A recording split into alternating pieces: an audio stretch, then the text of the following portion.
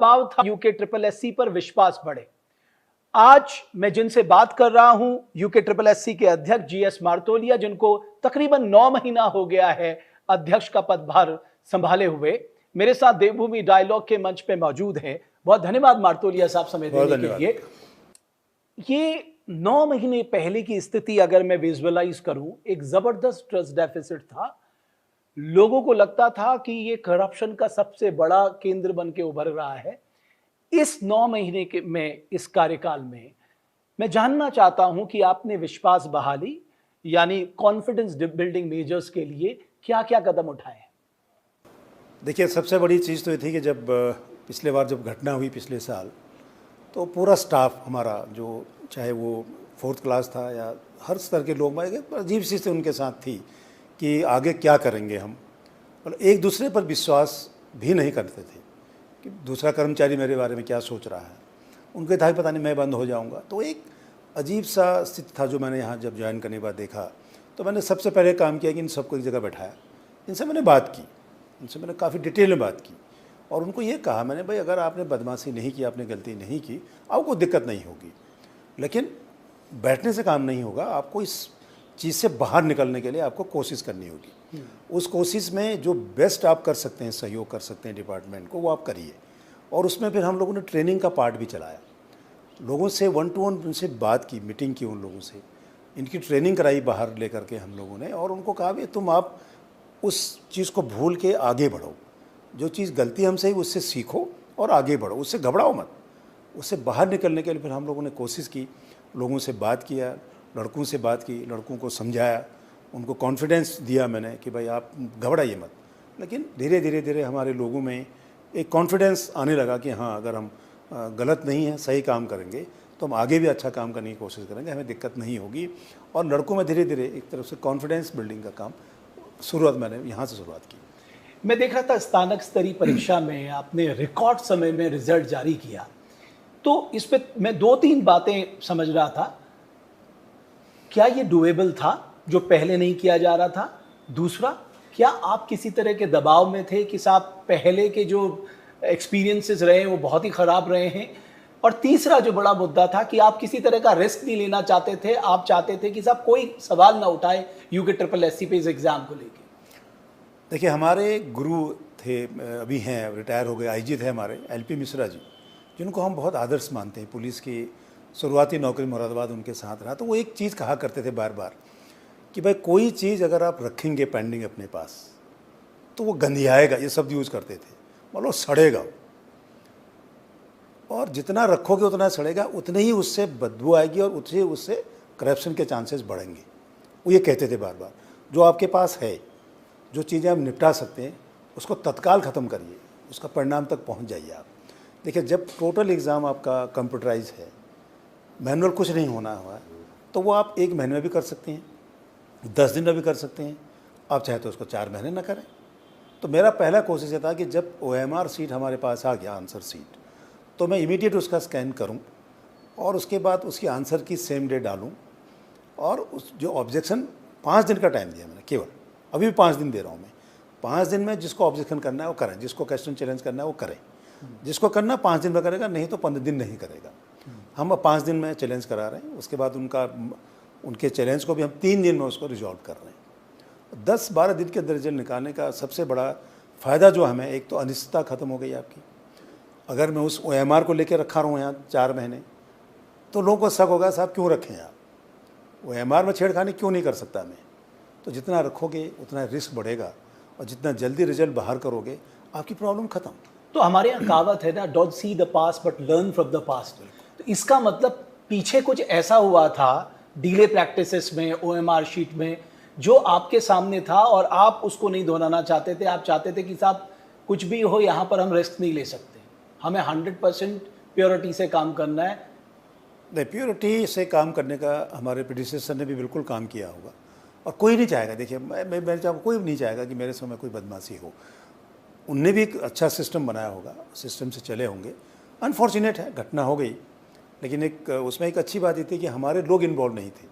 लेकिन जिस लापरवाही जरूर थी, मैं इसको मानता हूँ, बहुत बड़ी लापरवाही कमीशन स्तर पर थी पिछले बार, क्योंकि जिस कंपनी ने हमको धोखा दिया 2015-16 में, उसको हम लोगों ने बाहर नहीं किया, वही हमारा काम करता रहा, तो वो हमको धोखा दे गया। तो लापरवाही कह सकते हैं, लेकिन हमारा डायरेक्ट इन्वॉल्वमेंट उसमें नहीं था। लेकिन अभी भी मैं कह रहा हूँ कि जो चीज़ें आपके पास हैं, अभी देखिए 2015, 16 की 17, 18, 20 तक के भी अगर रिजल्ट निकालते रहोगे अभी तो दिक्कत होगी।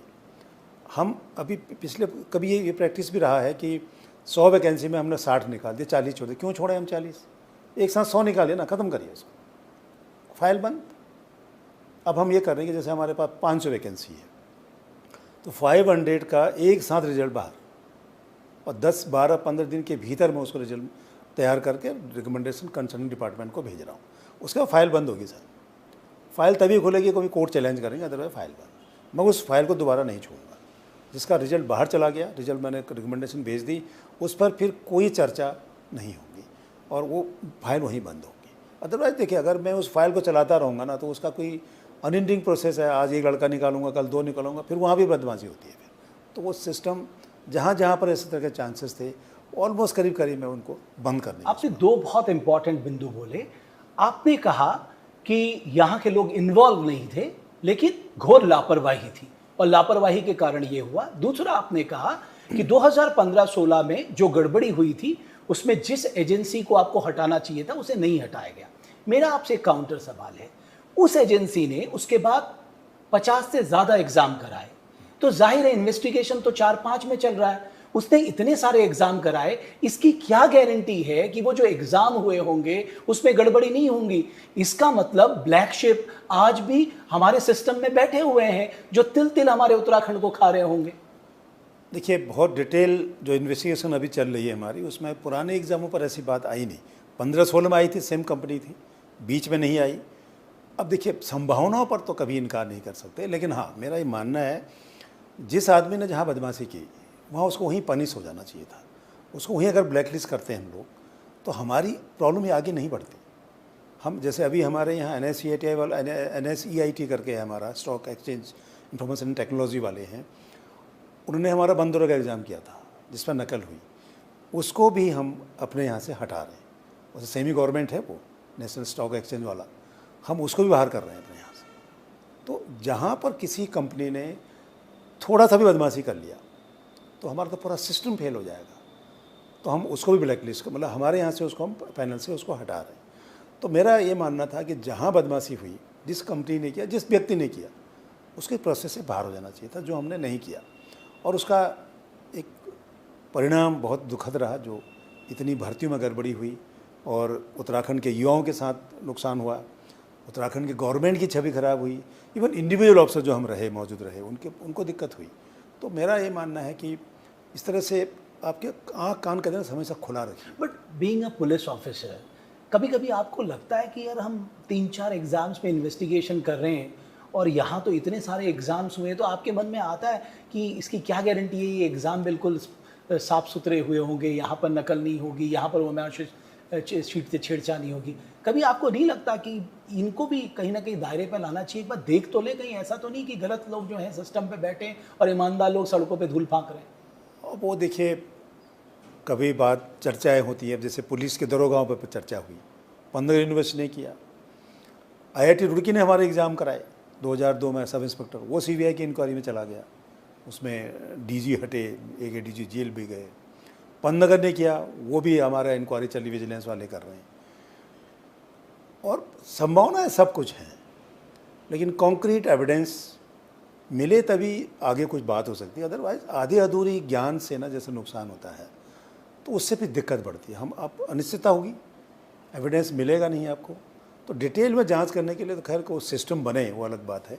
लेकिन मेरा ये मानना है कि जिसने बदमाशी करी उसको वहीं निपोड़िए, वहीं ख़त्म करें, तब आगे बेहतर। बट सर, मैं आपकी इस बात से सहमत नहीं हूँ कि आज एविडेंस नहीं मिलेंगे। अगर आप चाहें या एजेंसी चाहें तो एविडेंस तो कहीं से भी ढूंढ के ला सकती है, बस शर्त है कि आप डिटरमाइंड होने चाहिए कि नहीं, मुझे उस ब्लैक शिप को हटाना अपने सिस्टम से, मुझे अपना सिस्टम बिल्कुल दुरुस्त करना है, एक ट्रांसपेरेंट सिस्टम मुझे लाना है। देखिए, मैं वही, अभी जो इन्वेस्टिगेशन चल रहा है, SIT कर रही है, हरिद्वार की SIT कर रही है, दोनों पर तफ्तीश कर रहे हैं। इनसे मैं काफ़ी डिटेल में चर्चा करता रहता हूँ, क्योंकि पुलिस वाला रहा हूँ मैं, तो मैं हर आदमी को शक की दिशा से देखता हूँ। तो मैं डिटेल में बात करता हूँ, इसका ये था तो ये क्यों था, ऐसा क्यों नहीं हुआ था, ऐसा क्यों नहीं हुआ। और SIT यहाँ की बहुत अच्छा इन्वेस्टिगेशन कर रही है हमारे 3-4 मुकदमे में। मैंने बल्कि उनसे कहा कि औरों में चर्चा करो। वो लोग एक लाइन आगे स्टेप बढ़ के आगे काम भी करते हैं। जो लड़के इसमें शक के दायरे में थे उनका डिटेल वो निकालते रहते, किस किस से आपके संपर्क में था।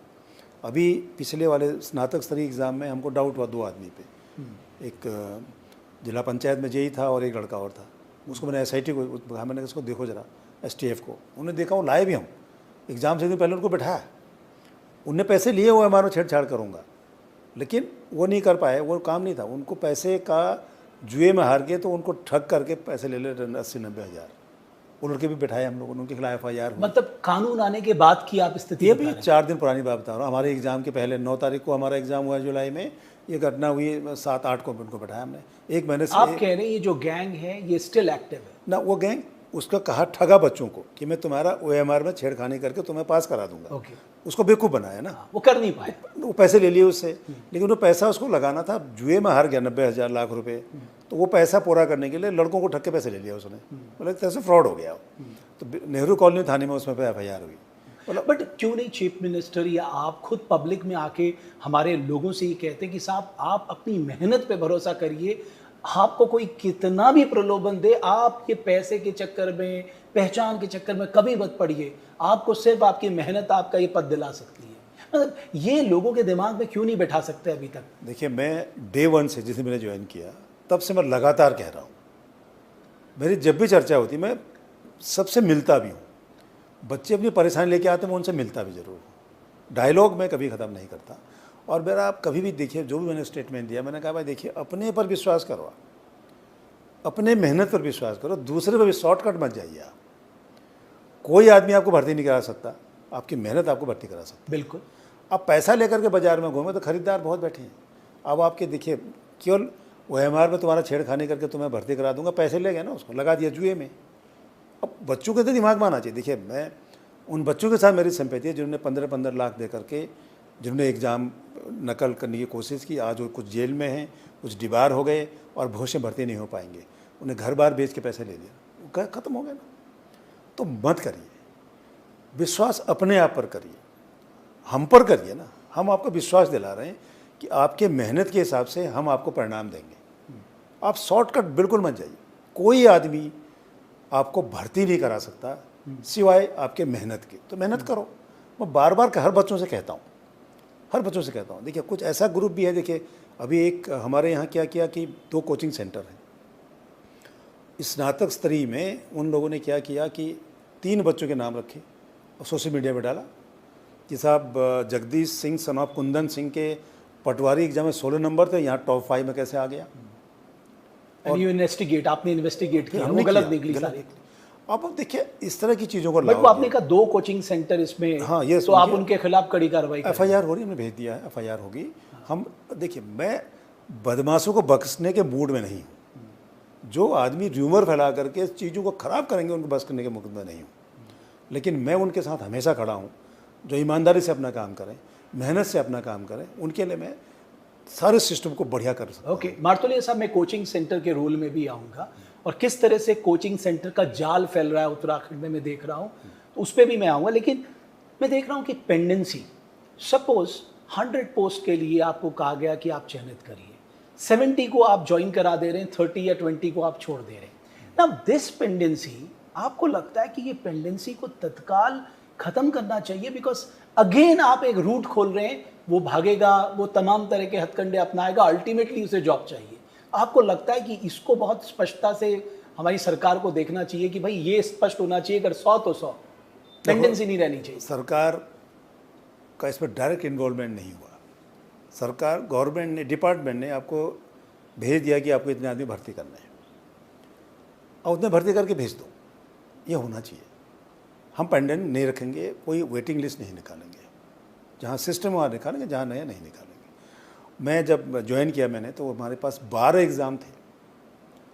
12 एग्ज़ाम में 3 में तो FIR हो गई थी, 8 एग्ज़ाम वो थे जो जिनके रिजल्ट निकल करके उनके टाइपिंग टेस्ट हो गए, उनका डॉक्यूमेंट वेरिफिकेशन हो गया, और कुछ में आधा अधूरा रिजल्ट निकल गया। जैसे फॉरेस्ट गार्ड में, LT में जितनी वैकेंसी थी उसके आधे हमने वैकेंसी डिपार्टमेंट को भेज दिया, इस तरह के थे।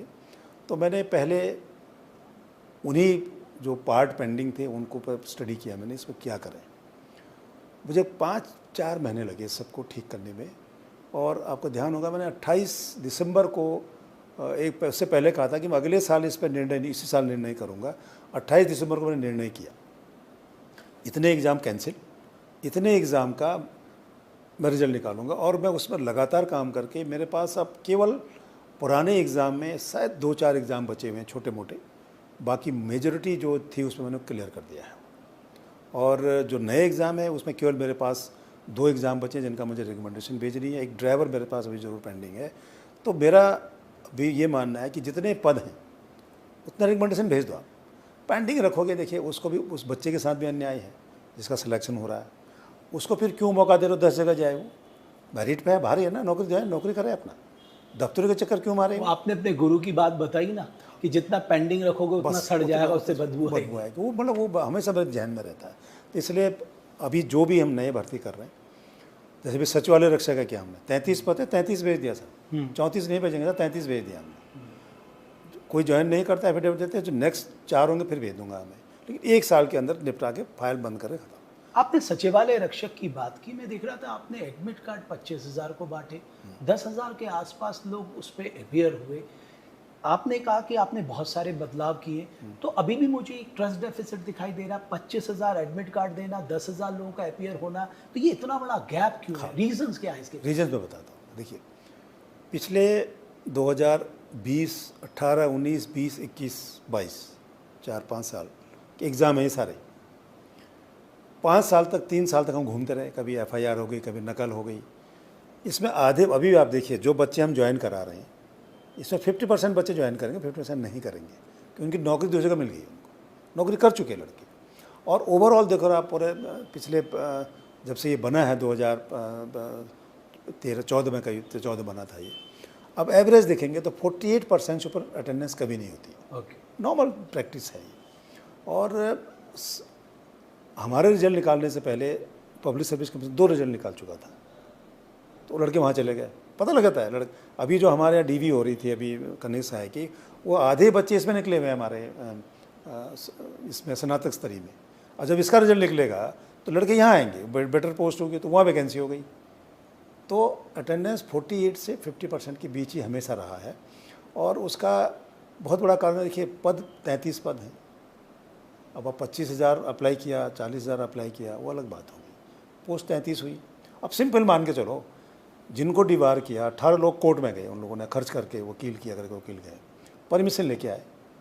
18 को बैठना चाहिए ना मेरे हिसाब से, क्योंकि आप कंटेस्ट कर रहे, कोर्ट में लड़ रहे हो, हमको अन्याय किया आपने। केवल 4 बच्चे बैठे, 14 एब्सेंट हो गए और 4 फेल हो गए वो। तो इतना मेहनत करके भी लड़का बैठ नहीं रहा है, खुद कोशिश कर रहा है कि मुझे बैठने दो, कोर्ट कह रही है आप बैठाओ इसको, नहीं आ रहा है वो। तो पद का भी हो सकता है, दूसरी जगह उसका नौकरी भी हो सकती है, ये सब चीज़ें हो सकती हैं। ओके, आपने डिबार्ड स्टूडेंट्स की बात की। मैं देख रहा हूँ कई स्टूडेंट्स को आप डिबार कर रहे हैं, लेकिन कोर्ट से उनको राहत मिल जा रही है। आप ये जानते हुए कि साहब वो गलत है, उसके बाद भी वो एग्ज़ाम में अपीयर हो रहे हैं, तो आपको नहीं लगता कि ये थोड़ा सा आपके विश्वास को कमज़ोर करता है, या आपको लगता है क्वालिटी ऑफ जो इन्वेस्टिगेशन है वो सवालों के घेरे पे? नहीं, उसमें 2 तरह के हैं। एक तो चार्जशीट वाले हैं, कुछ ऐसे हैं जो इन्वेस्टिगेशन में जिनके 164 के बयान में जो विटनेस भी आ रहे हैं उसमें। अभी उसमें हमको कोई नुकसान नहीं हुआ, कोर्ट ने कहा इनको बैठाओ, बैठा दिया हम लोग, बैठे एग्ज़ाम दें, कोई दिक्कत नहीं है। फिर उसका रिजल्ट निकालेंगे थोड़ी हम लोग, फिर कोर्ट जाएगा वो रिजल्ट निकालो, तो वो तो प्रोसेस में है। देखिए, कोई किसी को भी लीगल रेमेडी लेने का अधिकार है, वो ले रहा है। हमारा अधिकार है कि हम उनको ठीक से फाइट करें, हम करेंगे। और बदमाशों को बैठने की परमिशन हम आसानी से देंगे नहीं। बट आप कोर्ट को कन्विंस क्यों नहीं कर पा रहे साहब, ये लोग गलत हैं, नहीं, कैसे बैठाएं? जो सही बच्चे हैं उनको कितना नहीं, उसमें केवल 2 दिन एग्ज़ाम के 2 दिन पहले की बात है। उससे 2 दिन पहले हमारे स्नातक स्तरीय परीक्षा पर भी ग्रहण लगने की कोशिश कराई गई। हम लड़े उसमें पूरी ताकत से, कोर्ट ने कहा बिल्कुल कमीशन ने ठीक किया, हमारे बहुत अच्छे जजमेंट दिया हमारे फेवर में, तो हमारा एग्ज़ाम हो पाया। हम ठीक से लड़ेंगे साहब, कोर्ट में भी हम ठीक फाइट। ओके, फ्यूचरिस्टिक बात करते, ये बताइए अगले महीने से आपके पास काम नहीं होगा, बिकॉज आप UKPSC को सारे एग्जाम्स दे दिए थे, और क्योंकि UKPSC में तो वो कहते हैं ना घर का भेदी लंका ढाई, वो स्थिति थी, तो क्या आप कोशिश करेंगे कि साहब उस समय की परिस्थितियां अलग थी, आज की परिस्थितियां अलग हैं, लिहाजा जो एग्जाम यूके ट्रिपल एससी के यूके पीएससी को दिए हैं वो वापस यूके ट्रिपल एससी को दी जाए, वरना तो फिर आपके पास भी कोई काम नहीं रहेगा? देखिए जो उस टाइम सिचुएशन ऐसी थी, बहुत अच्छा किया गवर्नमेंट दिया, और धीरे धीरे हम अपना कैपेसिटी बिल्डिंग कर रहे हैं, रिजल्ट निकाल रहे हैं, लोगों का कॉन्फिडेंस हमारे कमीशन के ऊपर धीरे धीरे बढ़ाने की कोशिश हो रही है, हम बढ़ाएंगे भी। और देखिए खाली तो नहीं, मतलब अगर हमको उस बीच कोई काम नहीं हुआ तो अपने इंटरनल सिस्टम को और अच्छा करेंगे हम लोग। आजकल मैं नियम कानून को पढ़ रहा हूँ, डेली हमारे प्रेजेंटेशन होता है कि कैसे चीज़ों को और बढ़िया किया जाए, कहाँ कहाँ हमको समय, उस पर हम काम कर रहे हैं, इंटरनल चीज़ें कर रहे हैं। पहले लिए हमने गवर्नमेंट को एक रिक्वेस्ट भेज दिया है कि हमने अपने पुराने पार्ट पेंडिंग काम करीब करीब हमारे समाप्ति पर है, और हम अपने इस हमारी कैपेसिटी अब इस लायक है कि हम आगे के एग्ज़ाम अच्छा करेंगे, अच्छा किया हमने, आगे भी अच्छा करेंगे। तो वो अमेंडमेंट करके हमारा जो मैंडेट है वो हमको वापस करो, हमने गवर्नमेंट से रिक्वेस्ट किया।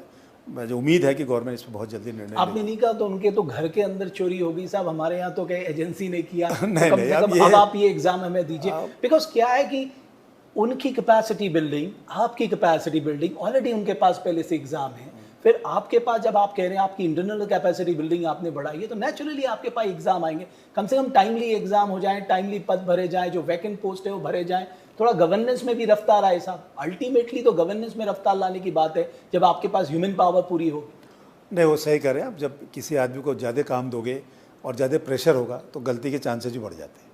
तो हमारा मैंडेट हमको वापस करें, और हम इतना गवर्नमेंट को विश्वास दिला सकते हैं कि हम अपने कमीशन से उसी लड़के को मेहनत का फल देंगे जो मेहनत करेगा। ओके। शॉर्टकट नहीं होगा, ये हम कोशिश करेंगे। ओके, भविष्य से जुड़े कुछ सवाल जो एस्पिरेंट्स चाहते हैं मैं आपसे ज़रूर पूछूं। क्या एग्जामिनेशन पैटर्न में भविष्य में कोई बदलाव के आप संकेत देते हैं, कोई विचार आपका चल रहा है? बिल्कुल। देखिए अभी तक हमारे यहाँ क्या हुआ कि सिंगल लाइनर क्वेश्चन रहे। अब हम ऐसे क्वेश्चन का पैटर्न अभी हमने किया था जहाँ लोगों को 2 घंटा भी कम होगा एग्ज़ाम देने के लिए, 2 घंटे में भी उसको कम पढ़ेंगे। रीजनिंग का सवाल होगा, आपको दिमाग लगाना पड़ेगा। ऐसा नहीं होगा कि साहब एक लाइन पढ़ दिया, साहब उत्तर प्रदेश की राजधानी कहाँ है, टाइप नहीं होगा उस पर पैटर्न पे। दूसरा, हम अपने एक्सपर्ट्स का भी थोड़ा कोशिश कर रहे हैं बेटर हो। फिर 2 स्टेज पे उसका मॉडरेशन हो। पहले एक पैनल पेपर बनाए, उसके ऊपर एक सीनियर लेवल पर, फिर उस पर फिर वो उस पर रिव्यू करेगा, देखेगा, उसके ऊपर फिर एक और। उसके कारण क्या होंगे, एक तो क्वालिटी आपकी अच्छी होगी, दूसरा जो क्वेश्चन चैलेंज होते हैं वो कम होंगे, और तीसरी हमारी कोशिश ये है कि रेफरेंस बुक जो है ना वो बुक हो जो वाकई रेफरेंस लायक हो। कोचिंग सेंटर के हैंड बुक नहीं हो, ऐसा भी देखा है मैंने। कोचिंग बुक में जो पढ़ाते हैं उनके हैंड बुक्स का भी रेफरेंस देते हैं, वो नहीं होना चाहिए। क्वालिटी रेफरेंस बुक की भी हो, एक्सपर्ट्स की भी हो, मॉडरेटर की भी हो, जिससे अच्छे बेटर क्वेश्चन हो और चैलेंज कम हो, फिर तो वो ड्रॉप हो। सिलेबस में भी आप बदलाव सिलेबस में भी कोशिश करेंगे। तो इसको हम माने 2 स्टेज एग्जामिनेशन टेस्ट या कॉमन एंट्रेंस टेस्ट के 2 स्टेज में एग्जामिनेशन कराएं विद कॉमन एंट्रेंस? हाँ, वही अभी इसमें हम लोग, हमारी कोशिश ये हम लोग गवर्नमेंट को लिख रहे हैं, हमारे सिस्टम में डाल रहे हैं कि हम 2 टेस्ट कराएंगे। एक तो शुरू में टेस्ट होगा, उसमें कोई बच्चा बैठेगा एग्ज़ाम देगा, वो मतलब प्री कह सकते हैं उसको। लेकिन जैसे प्री तो हर एग्ज़ाम में प्री करना, एक ही टेस्ट होगा, पूरे साल में एक टेस्ट होगा। उसके लिए आप 1 साल उसको मान तक रखें या 2 साल में, वो डिपेंड करेगी गवर्नमेंट पे। जो वहाँ पास होंगे फिर मेन एग्ज़ाम, तो 2 टियर एग्ज़ाम का हमारी कोशिश है। तो पहले एक लेवल पास करे वो, उससे 2 फायदे होंगे।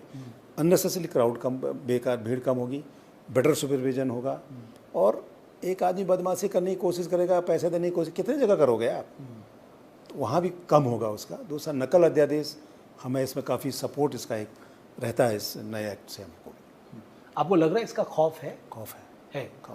एक दरोगा भर्ती घोटाले को लेके जो एस्पिरेंट्स के मन में जो सवाल है, उनका मैं देख रहा था, उनका ये कहना है कि साहब जो पुलिस कांस्टेबल और दरोगा है उसका एग्ज़ाम सेम लेवल का नहीं हो सकता। ये आपके जहन में है ये बात? नहीं, मतलब सब इंस्पेक्टर और दोनों में अलग अलग एग्ज़ाम होते हैं हमारे। नहीं, उनका आपके जो क्वेश्चंस हैं वो सारी चीज़ें हैं, मतलब इसमें ये लिखा है एग्ज़ाम का लेवल सेम नहीं होना चाहिए। बिल्कुल नहीं होना चाहिए। कांस्टेबल का अलग होना चाहिए, एसआई का अलग होना चाहिए, दोनों फ़र्क है।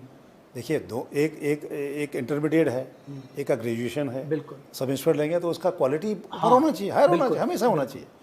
एक 12th स्टैंडर्ड पाएंगे हम लोग, कांस्टेबल थोड़ा नीचे रखेंगे, होना चाहिए।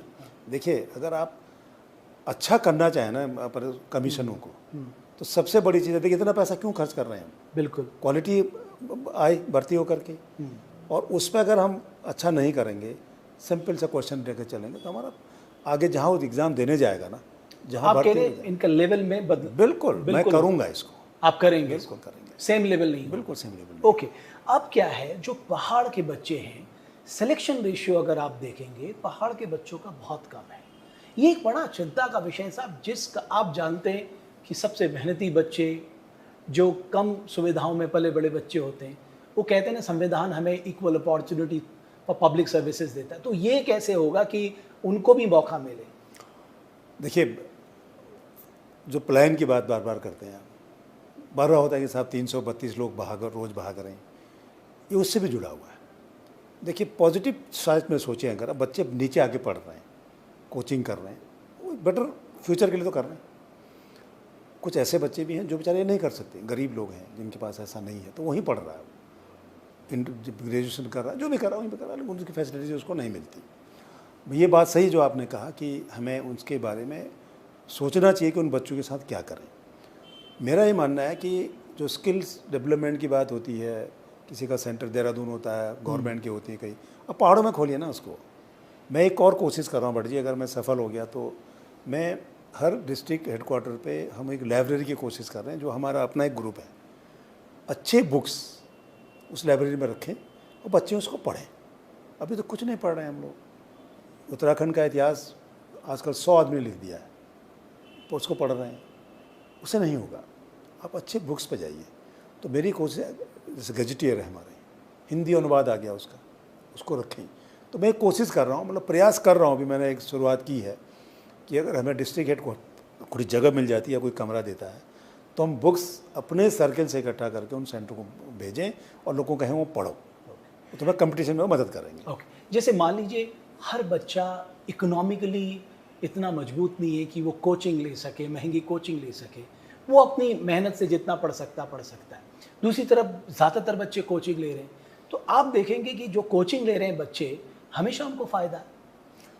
देखिए, वो तो होगा। देखिए, बेटर एजुकेशन, अब आप देखिए आज का जो सिस्टम है, जब हम लोग पढ़ते थे, हमारे समय कोचिंग या ट्यूशन नहीं होता था, कोई चीज़ नहीं थी। ये टीचर खुद पढ़ाते थे, भाई बच्चे को एग्ज़ाम होना तुमको पढ़ाते हैं। आज मैं अभी यहाँ बच्चे 2nd क्लास से कोचिंग ले रहे हैं, ट्यूशन पढ़ रहे हैं, तो आपने सिस्टम ही वैसे कर दिया ना। अभी तो 2nd क्लास में बच्चे 2-2 घंटा ट्यूशन पढ़ के आ सर रहे हैं। वो लोग ले रहे हैं जो उसको अफोर्ड कर सकते हैं। मैं उन हाँ, बच्चों वो की बात ठीक कर रहा हूँ जो अफोर्ड नहीं कर सकते, उनके लिए हम क्या करें ताकि हम एक इक्वल अपॉर्चुनिटी उनके लिए भी रखें। देखिए, फिर वही एजुकेशन सिस्टम की बात आती है। एजुकेशन का लेवल क्या है हमारा, उस पर आती है। हमारे टीचर्स पे बात आती है, हमारे गवर्नमेंट टीचर्स कैसा कर रहे हैं, हमारे गवर्नमेंट टीचर्स कितना इंटरेस्ट ले रहे हैं, कितने टीचर हमारे अभी एक असेंबली क्वेश्चन हुआ था, हमारे लोग बिहार में काम कर रहे हैं, दिल्ली में काम कर रहे हैं, टीचर हैं हमारे। अभी असेंबली क्वेश्चन का जवाब था, 10-12 टीचर, शायद वो वापस हो गए हैं। बिहार में काम कर रहे हैं, क्यों कर रहे हैं? हमको कौन पढ़ाएगा? अभी ये हमारे असेंबली में कोई क्वेश्चन था, उसका जवाब आया। मैं आपको एक एग्जांपल दे रहा हूँ, कपकोट में एक आदर्श प्राइमरी स्कूल है, जहाँ बच्चे की एडमिशन की मारामारी है। सर वो देवभूमि डायलॉग ने उस पूरे प्रोग्राम को दिखाया था। वो भी स्कूल है, ऐसे कई स्कूल से, ऐसे स्कूल, बट वो टीचर के पर्सनल इंटरेस्ट से भी वही मैं कह रहा हूँ, है तो गवर्नमेंट टीचर ना। बिल्कुल। तो दूसरा टीचर को क्यों नहीं मोटिवेट कर सकते? दूसरा टीचर ऐसा क्यों नहीं कर सकता?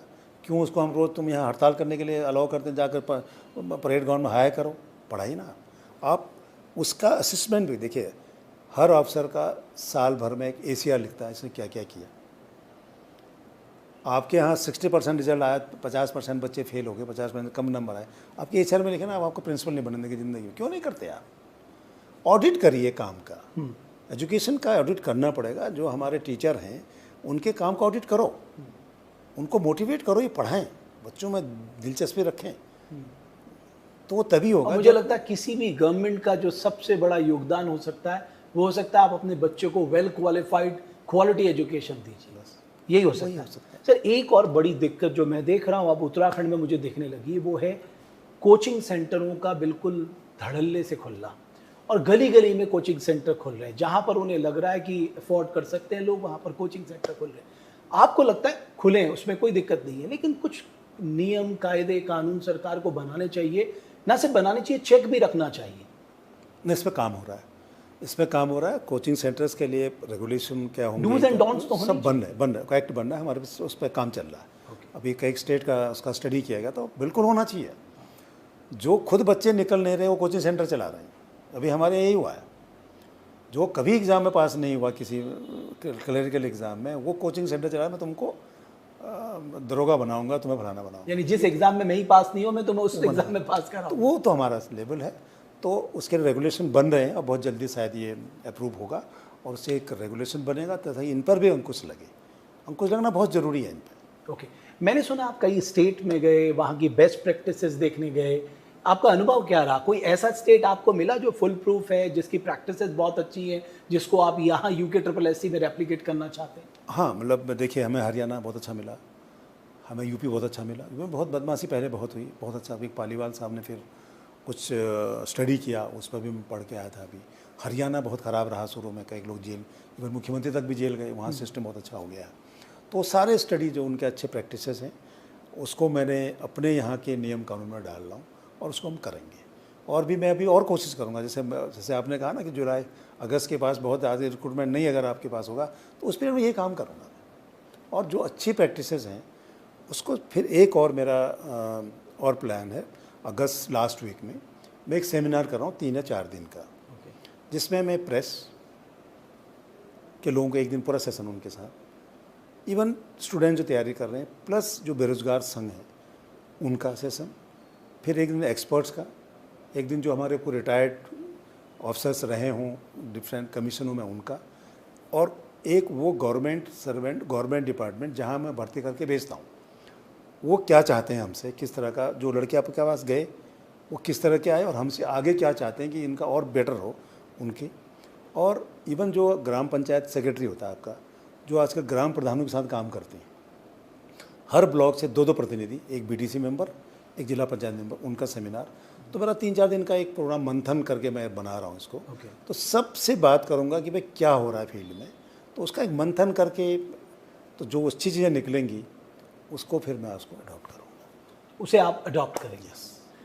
आज आप ये कह रहे हैं कि UKSSC में किसी तरह का पॉलिटिकल इंटरफेरेंस नहीं है, UKSSC के ऊपर किसी तरह का कोई दबाव नहीं है, और UKSSC बहुत ही पारदर्शिता के साथ काम कर रहा है, और प्रदेश भर के जो स्टूडेंट्स अपीयर करते हैं यहाँ पर विभिन्न एग्ज़ामों में, वो विश्वास करें UKSSC में कि साहब हम 100% ट्रांसपेरेंसी से काम कर रहे हैं। बिल्कुल, मैं बिल्कुल एक दावे से कह सकता हूँ, मतलब मैं बिल्कुल दावे से कह सकता हूँ कि SSC किसी प्रेशर में काम नहीं करेगी, कभी नहीं, चाहे किसी लेवल पर हो। और मेरा कोशिश एक ही होगा कि जो बेस्ट बच्चे हैं, जो पढ़ रहे हैं, मेहनत कर रहे हैं, और बेस्ट बच्चे चुन करके डिपार्टमेंट में जाएं, जिससे वो बढ़िया काम करें। देखिए, जो आदमी भर्ती करोगे 60 साल तक आपका नौकरी करेगा, अगर वो अच्छा लड़का जाएगा तो वो डिलीवरी अच्छा देगा, पब्लिक के बीच में अच्छा काम करेगा, और हमारा भी इमेज को ठीक करेगा। वो कहेगा अच्छा अच्छे लड़के चुन के आ रहे हैं, ये मेरा प्रयास है, और ये प्रयास हमारा हमेशा रहेगा, और इसी लाइन पर हम काम करेंगे। बच्चों से मेरा एक ही है, केवल अपने पे विश्वास करो, अफवाहों पर ध्यान मत दो। कोई आपको भर्ती नहीं करा सकता, केवल आपकी मेहनत, आपका प्रयास, वो आपको सफल कराएगा, और कुछ नहीं, शॉर्टकट कहीं नहीं। एक और जो मैं सुझाव भी कह सकता हूँ कि मान लीजिए आपने कहा डूज एंड डोंट्स आप बना रहे हैं कोचिंग सेंटर्स के लिए, क्यों नहीं इस तरह की व्यवस्था की जाए कि जब ये जो कोचिंग सेंटर हैं, आफ्टर ऑल वो प्रॉफिट कमाने के लिए बैठे, तो कुछ मैंडेटरी ऐसा कर दिया जाए, या आप सुझाव के तौर पे दे दिया जाए कि आप इतने जो हैं गरीब बच्चों को भी अपने यहाँ पढ़ाइए और फ्री ऑफ कॉस्ट पढ़ाइए। हम क्यों नहीं इस तरह का एक मैकेनिज्म डेवलप कर सकते हैं? एक इंटर स्टेट में तो ये मैकेनिज्म हो ही सकता है, ताकि हमारे उन बच्चों को भी कोचिंग मिल जाए। मेरा ऑब्जेक्टिव ये है कि वो पहाड़ के बच्चे जो गरीब हैं, जो इस पद के हकदार हैं, मैं सही मायने में सोचता हूँ, उनको ये मौका मिल जाए। अब इसके लिए बहुत फोर्स तो नहीं किया जा सकता, लेकिन कोचिंग सेंटर को खुश सोचना चाहिए, करें, आगे आए ना, वो आगे बढ़ो, आप करो कि मैं बच्चों को पढ़ाऊँगा, मैं EWS को पढ़ाऊँगा, मैं BPL को पढ़ाऊँगा, पढ़ाइए ना 10 बच्चों को, क्या दिक्कत है? उनको खुद आगे आए। हाँ, हम लोग उनसे कह सकते हैं कि इसको, मतलब ये एक व्यवस्था तो आपका संकेत ही बहुत है। हाँ, अगर इस तरह का संकेत से आप एक खोल रहे हैं, हाँ, आप इस बात का ध्यान हाँ, रखिए, हमारे बच्चों को भी मौका दें। बिल्कुल ठीक बात है, कोशिश करेंगे उनसे बात करें। भाई कभी उनसे भी कोचिंग सेंटर से बात कर सकते हैं, आ जाओ, तुम बताओ तुम कर क्या रहे हो, उनसे भी बात करें वो क्या चाह रहे हैं, क्या हो रहा है उनके यहाँ। देखिए कई बार ऐसा होता है, देखिए हमारे जैसे अभी आपने कहा ना कि एग्ज़ाम का पैटर्न, एग्ज़ाम के क्वेश्चन, कई बार क्या होता है कि आजकल आप गूगल पे जाओगे ना, हज़ारों लाखों क्वेश्चन मिलेंगे आपको। तो मैंने आपको एक्सपर्ट बना दिया, आपको टाइम है नहीं, उन्हें गूगल से 25 उठा कर भेज दिया मेरे पास। और वो जब पेपर आता है ना तो फिर वो उस पर शक होता है, देखिए साहब ये फ़लाने कोचिंग सेंटर में पढ़ाया गया, देखिए साहब इसमें मात्रा का भी फ़र्क नहीं है, तो उसमें फिर वो हमारी प्रॉब्लम होती है। तो इसलिए हम लोग एक्सपर्ट वो रखें जो नेट के भरोसे ज़िंदा न रहे। ऑब्वियसली आपको सोर्स तो दिखाना होगा कि वो सोर्स क्या है, कहाँ से आपने वो इन्फॉर्मेशन। वही कोशिश हमारी है। मार्तोलिया साहब बहुत धन्यवाद। बहुत धन्यवाद। आपका आगे का कार्यकाल भी बहुत अच्छा रहे और मैं चाहता हूँ कि UKSSC अपनी साख मजबूत करे और हमारे युवाओं का जो ट्रस्ट है उस पर पूरी तरह से बना रहे। बिल्कुल हमारा वही प्रयास है। और मैं सभी से कहता हूँ, जो आपको कोई तकलीफ है, कोई शक कहीं, जैसे यही कोचिंग सेंटर वाला जो इसमें FIR की नौबत आ गई, ये हमारे कमीशन आते, हमें बताते कि साहब हमें ये संशय है, आप क्लियर करो, हम करते, खत्म हो जाती बात। अब आज वो इसलिए परेशान है कि मेरे ख्याल FIR होगी, FIR होनी चाहिए। आप इस कोचिंग सेंटर, ये कमीशन को बर्बाद थोड़ी करोगे। मैं इसको अच्छा करने की कोशिश कर रहा हूँ, आप अफवाह फैला के इसको ख़राब कर रहे हो। आप आकर के बात करो। तो मैं, कोई बच्चा अगर मिलने आता है मुझसे तो मैं किससे मना नहीं करता। आप आइए, अपनी बात बताइए, हो सकता है कोई बढ़िया सुझाव दिया जाए मुझे, वो जो मेरे लिए बेनिफिशियरी हो, मेरे लिए फ़ायदेमंद हो। उस प्रिंसिपल के साथ मैं कोशिश कर रहा हूँ और प्रयास करूँगा कि बेहतर हो और अच्छे लड़के चुन के यहाँ से जाएँ, ये मेरा प्रयास है। चलिए, बहुत धन्यवाद। तो UKSSC के चेयरमैन मेरे साथ मौजूद थे। मैंने काफ़ी सारे सवाल उनसे भविष्य को लेकर भी पूछे हैं, लेकिन अभी उनके लिए चुनौती है UKSSC की साख को मजबूत करना, इसका जो पूरा इंटरनल सिस्टम है उसे स्ट्रेंथन करना, 100% ट्रांसपेरेंसी लाना और जो एग्जाम UKPSC को चले गए वापस UKSSC में लाके उन्हें 100% ट्रांसपेरेंसी कराना। बहुत बहुत धन्यवाद आप सभी का। बस इस बात के साथ मैं भी कहना चाहूंगा, हम सबको सिर्फ अपने पे विश्वास करना चाहिए, क्योंकि ये बहुत दिनों तक नहीं चलता। जो गलत आप करते हैं वो आज नहीं कल नहीं, एक ना एक दिन आपके सामने आ जाता। लिहाजा सिर्फ और सिर्फ जो हमारे युवा साथी हैं वो अपनी मेहनत पे विश्वास रखें। बहुत बहुत धन्यवाद हमारे इस खास इंटरव्यू को देखने के लिए।